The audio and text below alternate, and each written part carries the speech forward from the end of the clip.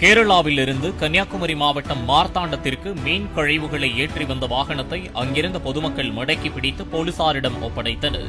வாகனத்தை சோதனை செய்ததில் அதில் அழுகிய நிலையில் மீன்கள் இருந்ததால் வாகனத்தை ஓட்டி வந்த நபர் மீது போலீசார் வழக்கு பதிவு செய்து அபராதம் விதித்தனர்.